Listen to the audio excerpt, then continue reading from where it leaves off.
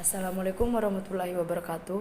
Perkenalkan, nama saya Mutmainah, NIT 2213060, kelas Nautika 2C. Mata kuliah yang saya bawakan adalah Ekologi Laut, yang dibawa oleh dosen pengampu Bapak Kadarusman.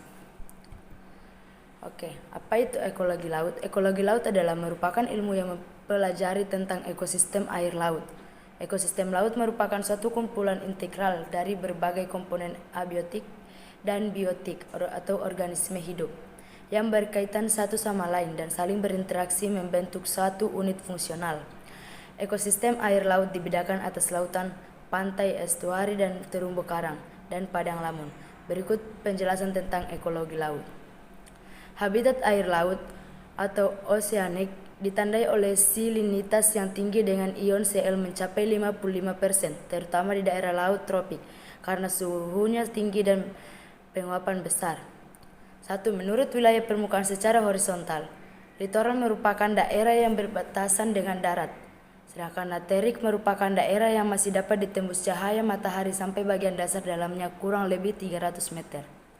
Dan baterial merupakan daerah yang dalamnya berkisaran antara 200 sampai 2500 meter. Menurut wilayah permukaan secara horizontal, epelagik merupakan daerah antara permukaan dengan kedalaman air sekitar 200 meter. Mesopelagik merupakan daerah di bawah epipelagik dengan kedalaman 200 sampai 1000 meter. Dan ada ekosistem pantai. Apa itu ekosistem pantai? Ekosistem pantai adalah ekosistem yang ada di wilayah perbatasan antara air laut dan daratan, yang terdiri dari komponen biotik dan komponen abiotik. Komponen biotik pantai terdiri dari tumbuhan hewan yang hidup di daerah pantai, sedangkan komponen abiotik terdiri dari gelombang, arus angin, pasir, buatan, dan sebagainya.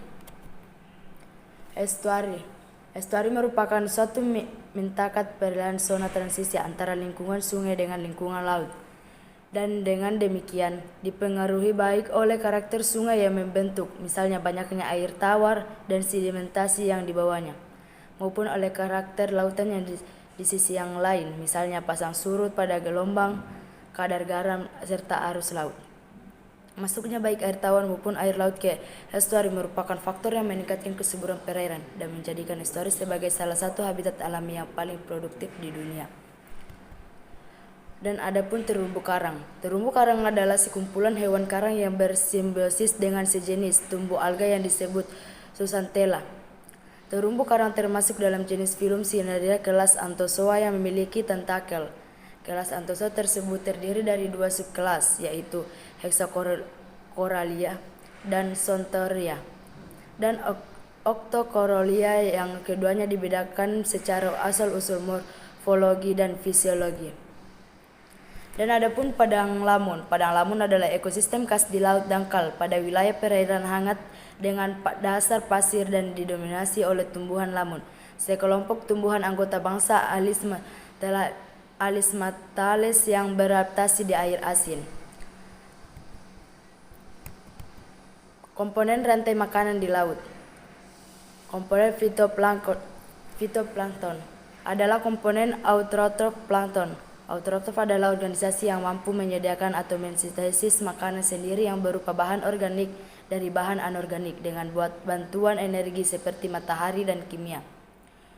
Subplankton adalah kategorisasi untuk organisasi kecil yang termasuk protozoa kecil dan motozoa besar. Kepentingan ekologi dari subplankton termasuk foraminiferi, radiolari, dan dinoflagellata. Dan adapun predator. Predator adalah hewan yang menempati posisi tertinggi di dalam rantai makanan di laut. Contohnya paus pembunuh. Dan terakhir ada decomposer, adalah pengurai jasa makhluk hidup yang telah mati, biasanya hidup di dasar laut dan disebut bentos. Sekian dan terima kasih. Wassalamualaikum warahmatullahi wabarakatuh.